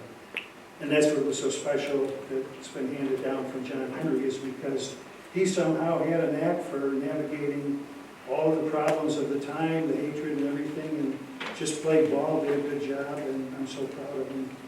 Did your dad play too? He played ball, but he played high school Yeah. kind of things, not anything really. Did he encourage you to play Little League? And Oh, gosh, yes. catch in the yard, 5 or 7? Oh, yeah, and I'm sure that some in here can appreciate, my father was a coach at one time and looked at me and said to the whole families that were there, he said, just in case you're worried about my son's on the team, just so you know, he's going to have to be pretty damn good to play. Wow. And that's how it was. I mean, the stage was set. But yeah, he did all of those things, and again, glimpses of things that I might hear about, the pitching. he would be once in a while mentioned, but not, again, in great detail. We just went forward. I don't know how else to say it, but we were just a normal family that was in a world that was complicated at that time, and we managed to get through it very well. And thanks to John Henry and all he did to, help us do it. Did you play catch with your dad? Oh, yeah. Tell me about that. Yeah, he definitely taught me how to catch, how to hit. Would you say, Dad, come on, play, or would he say to you, let's go have a catch? Yes. Yes, we would definitely play catch, and like I said, he showed me how to hit, and taught me the fundamentals of baseball at a very young age, and then got me on a little league team. And for me at that time, it was a big stage because, your father, his stature in the game of baseball, and now he's going to be watching me play the game of baseball. So nervous, but I can remember he was scouting at the time, so he wasn't able to be at a lot of my games. But I actually got on the team. He got me on the team late, and made an exception because of who he was, and he got me on the team. And I remember playing that first game, he wasn't able to attend, and I played a very good game.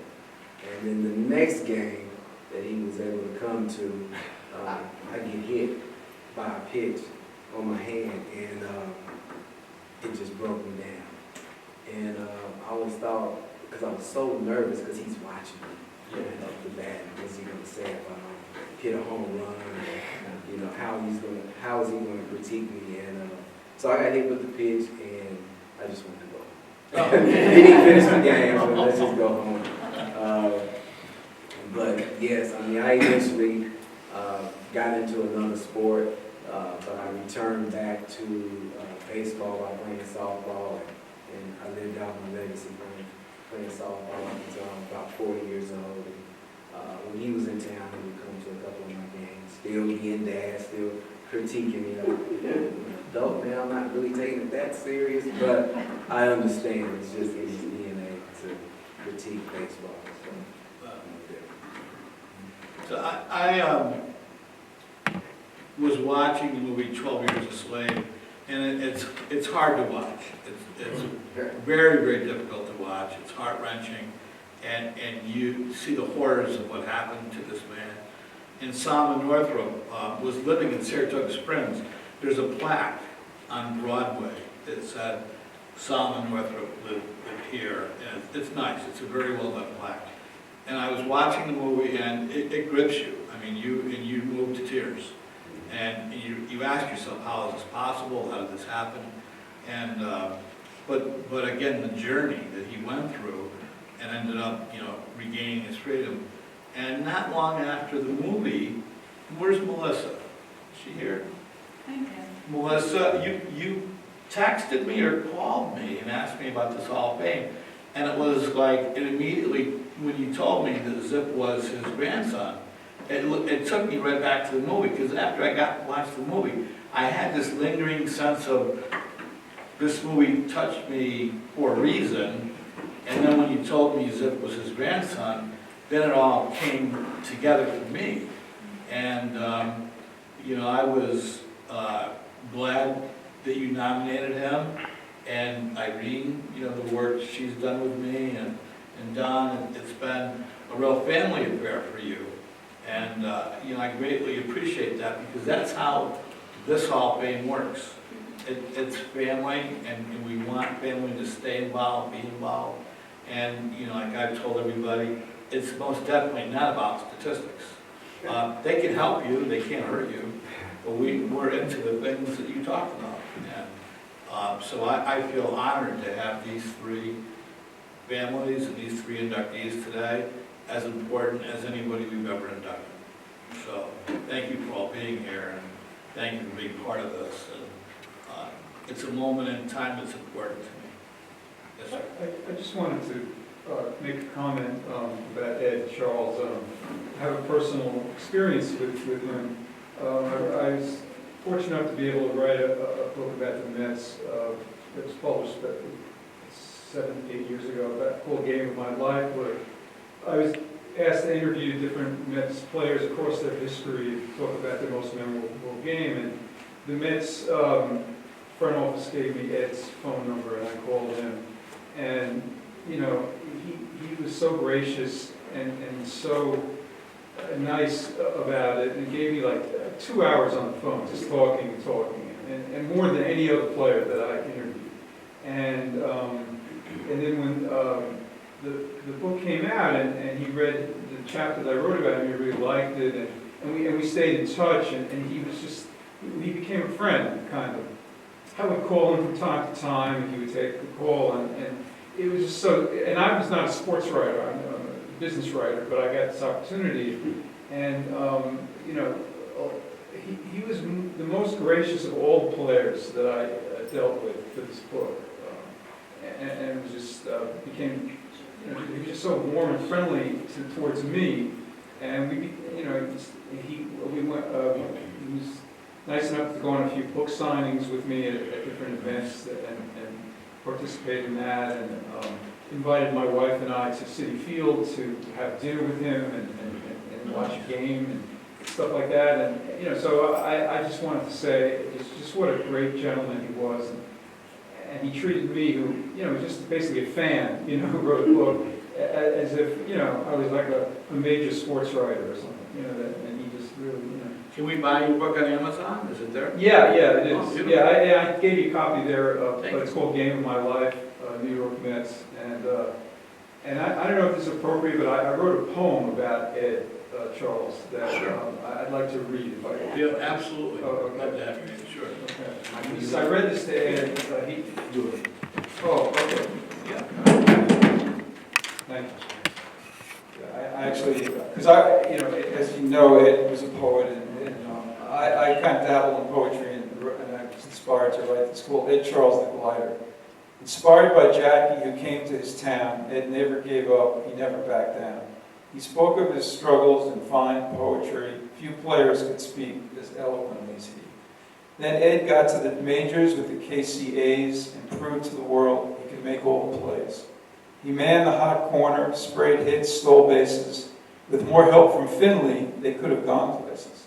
But lucky for Ed, the Mets traded for him, and in '69 they started to win. They called him the Glider for scooping up blasts. He made it look easy, no matter the task. And in the World Series, the Mets wouldn't settle. They battled the Birds, proving their mettle. Ed came up in Game 2 in the 9th inning, got a hit, and then scored. The run was game-winning.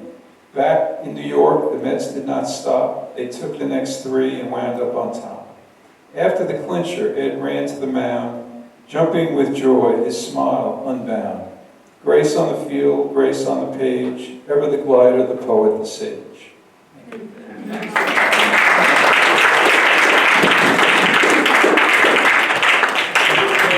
you were talking to him, did he mention the World Series? Oh, yeah, we talked a lot about that. Yeah, that was, the game of his life was Game 2, where he got that hit. Right. And, we talked extensively about everything. I mean, he was written about in a book called Carrying Jackie's Torch, which was written by sports writer Steve Jacobson. He interviewed Ed and many black players who came up in the 50s and 60s, to kind of help integrate the game after Robinson. And Ed was a real hero in that effort to integrate the game, because he played for 10 years in the minors before being called up, and he played throughout the South and had to deal with the Jim Crow situation in the 50s, and it took a lot of guts to do that. And he prevailed, and he fought against that. And he's one of these guys who came in the wake of Jackie and helped to really integrate the game. So that's another thing that you got to that's part of his character that we talked about. Was he close to Cleon and Tommy? Oh yeah. He knew. They knew him. I mean, he knew all those guys from '69. Yeah, and I mean, Ed Kranepool was another guy I became friendly with. He did some book signings with me, and he knew Willie Mays. Willie Mays was a friend. I mean, he was. Ed was just part of that community, and it was so exciting. I mean, for me personally, to get to know him and then his family, his son, it was always been a great honor and extremely exciting as a baseball fan, as a Mets fan. So I was really excited when you called me. And, you know, you had obviously done some research about who we are, and I was honored to get your call. It didn't take us long to induct your dad. It was an easy decision and on all three parts. It's not as easy as it looks. We have a very long list, and it gets longer every year. And we're a big hall organization. Cooperstown is very small, a small hall. And I understand from their point of view how they do things, and, you know, greatest respect to them as an organization. We just do it a lot differently. And, you know, we look for people. It doesn't matter if they're Cooperstown worthy or not. That's just not who we are. When you look at those plaques, the names on the wall, and almost all those people have been here, you know. And you see a Jesse Braverman's plaque next to a Mickey Mantle or Roger Maris, and you know, it's sort of, you know, it's all the same family now, right, Jesse? Well, I would say there are a lot of plaques on that wall. There's a lot of them. But these three people, they're distinguished among those plaques. I mean, they represent, it was said before, we said the four things that are the criteria. These people, I'm in awe of listening to them. I'm so glad I came today. Because I knew about Ed Charles, of course, but I didn't know too much about the other two, and it's incredible. And their impact. I mean, Jackie Robinson said it best. I can't say it better than him. The true measure of a life is the impact it has on other lives. And these three, they mean a lot, not just to baseball.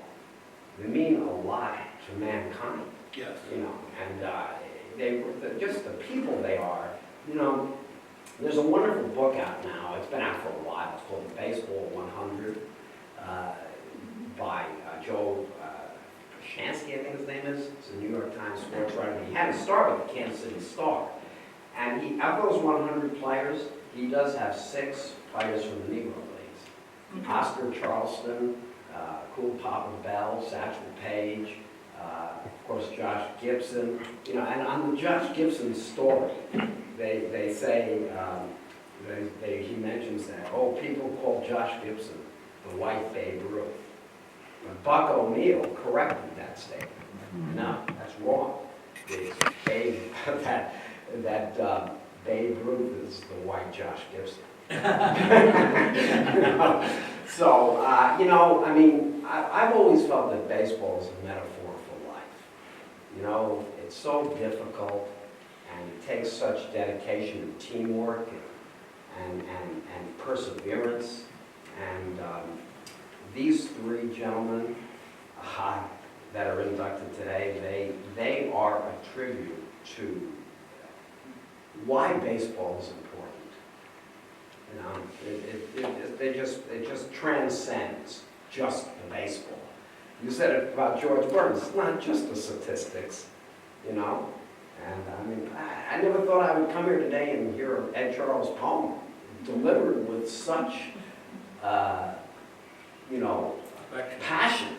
You know, just, I mean, you know, probably the most beautiful part of that poem was Mr. Charles hesitating because he was overcome with the emotion. That says it all. Sometimes it's not the words, it's that you're seeing. And that doesn't come just from being a good hitter or a good fielder. You know, like you said, Rennie, they're great human beings. Yeah. This ZIp Northrup, look what that man endured. I mean, it's... and played for 30 years. Yeah. That's a long time. That's right. He played every position on the field. That's right. Amazing. That's right. And back then, they did overpitch pitchers, and they would throw 180, 200 pitches in a game. And that was just the way the game was played back then. I personally found the George Burns story inspiring because I'm only 5'6", so I just you know, to see that, you know, baseball, you can do that. You don't have to be a giant. I mean, They confirmed he was 5'7", so you're... Oh, so now I feel even worse. Okay. So we inducted a guy last year, Bob Aspromonte. He grew up in Brooklyn, and his first at-bat was in 1957 with the Brooklyn Dodgers, their last year in Brooklyn. And I think he only got the one at-bat at the end of the season, but he got an at-bat. So he's like one of the last few living Brooklyn Dodgers to have appeared in a game in Brooklyn. And he ended up being a star with the Houston Colt 45s, which became the Houston Astros. And he was their Derek Jeter, and he was popular, friendly, their first all-star, still lives in Houston to this day, wears a cowboy hat, and he's in pretty good shape for his age. And when he was there was a young man running for office who asked Bob to stop by, and when word got that Bob Aspromonte was going to appear, they got thousands of people to come, and he spoke and he endorsed this young man who ended up winning his office. And then a couple years later, the young man called him again and said, I'm running for another office now, would you come back? And he did again, and he's a bigger star, and more thousands of people come. And the young man's name was George Bush. I knew that was going to be you. And President Bush sent me a letter congratulating Bob Aspromonte on his induction last year. So we know that we're getting noticed by those kind of people. That's good recognition. We have Bob Costas doing all our publicity for free, and Brian Kenny from the MLB Network. Also, they're both inductees. They both promote us for free, and willingly so. And so we've done a good. We'll do better, but we're doing good in that respect so far. And I'm not the most media-friendly guy in the world. Dave knows that. Mike knows that. So we're getting there, and Sometimes you have put younger people in whose careers are still unfolding. Yeah, yes. And after, it just shows of the judgment you have in choosing some of these people. Because one of them was somebody close to me that he was a coach in the major leagues. And after you picked him, he's now the manager of the Kansas City Royals. So, he's doing well. Yes. He's doing very well. Yes. And his pitching coach, Brian Sweeney, is getting this year in the fall. That's right. We inducted another gentleman last year along with Dave, Jake Fishman. He pitched for Union College, which was known as a hockey school, and D3 school, and Jake was from the Springfield, Massachusetts area. Really likable, big guy, and he came as a hitter, and one day he asked the coach, Paul Mound, who's inducted, can I pitch? And Paul goes, sure, and he leads the nation in earned run average that year. And I think Paul still hit him and batted him on occasion. But Jake ended up in the major leagues a couple of years later with the Florida Marlins and did well. So it's a great story from a little tiny unknown college to getting to the major leagues. He was a left-handed relief pitcher who threw like Dan Quisenberry, underarm, from down here. And who can hit that? You can't even see the ball. I mean, how do you pick up the point of the ball? So it was, we were happy to put Jake in, and with him it wasn't, the age didn't hold him back. It didn't, it was just who he was. And he's still trying to get back, and he's had arm injuries, and that's not an easy journey. I'm curious about the effect that Ed Charles had on the 69 Nats in the clubhouse. Because that was a very young, talented, but very young team. And he was probably the veteran of the team. Absolutely. And I think he was probably like Gil Hodges, but he was on the team. Yeah. Yeah. And because that was such, it was a miracle. They nicknamed it that, but it really was a miracle. But I have a feeling that Ed Charles had a lot to do with the camaraderie and the way that team gelled, the team chemistry. He probably didn't do it in a boisterous way. He probably led by example. Yes. Which is the best way. Yeah, I have the game 5 here, and I've watched the game, and in the beginning of the game, the announcers were like, oh, Baltimore will rally, they're gonna come play tonight and stuff. And they weren't even, Kurt Gowdy was one of the announcers, Lindsey Nelson was the other one. Lindsey Nelson was a great Met announcer, one of the best. Kurt Gowdy was a Red Sox fan, I don't think he was really feeling the Met magic that year. But it's a wonderful game to watch. The commentary is great, the plays that were made. Kuzman gave up 3 runs. Dave McNally, the pitcher for Baltimore, hit the home run, drove it off 3 runs. And after that, Kuzman just shut the door. I mean, they didn't, I think he like 15 people in a row until he walked Frank Robinson to lead off the 9th inning. And today they would immediately yank him and put him in the closer. But Kuzman was tough country boy from Wisconsin. I also liked during that season how the Mets dealt with adversity during the season. And what the most memorable example of that was a game against Houston. They were losing 10-0, and the ball was hit the left field. And Cleon Jones was playing that game injured, but the ball got by him, and I guess due to the injury, he didn't retrieve it that quickly. And Gil Hodges came out of the dugout, and everybody thought he was going to take the pitcher out. But he kept walking past the pitcher's mound. It went out to left field. And he took Cleon Jones out of that game. And that, Hodges gets a lot of notoriety for that, but I was more impressed with the reaction of Cleon Jones. Because after the game, he said, I deserved it, I wasn't hustling. He never even made the excuse that he was hurt. Today you hear it. You hear about the excuse. I've never seen or heard that since. I've never seen that quite occur. That's right. That's right. And it really sent a message to the team, that we're going to play, we're going to hold ourselves to a higher standard. But it was Cleon Jones' reaction to that. Because today's players, many of them would have, reacted in a hostile way to the manager. But, that's when a team is going to succeed is when, the whole is bigger than the sum of the parts. And that's, and I guess, and I have a feeling, I still have a feeling that Ed Charles was talking in that clubhouse amongst those players. Yeah. Do we have any other questions anybody wants to ask any of the panel members? No, we don't.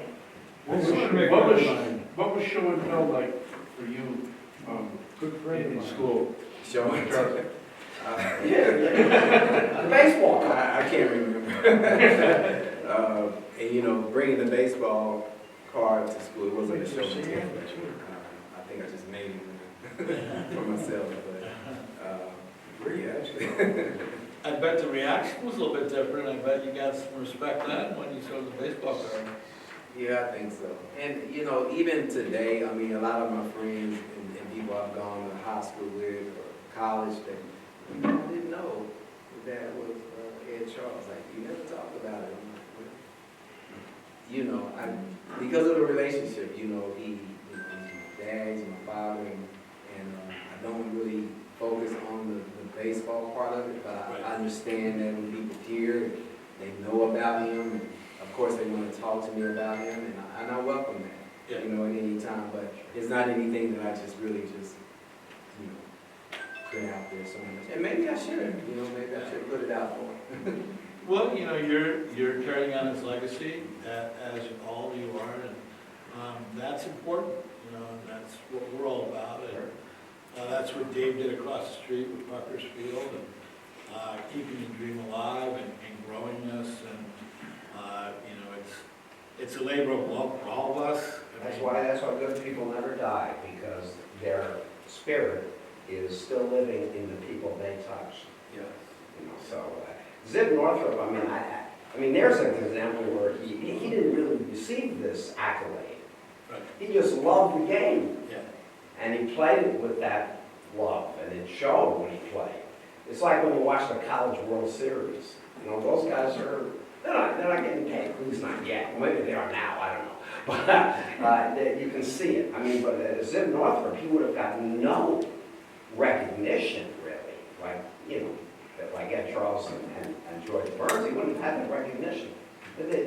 stop him, he just kept playing. No. Well, I'd like to thank everybody for coming. Our Q&A is done for today, and you're welcome to stay and look around and view everything that we have. But I'm so thrilled you all came. Thank you so much.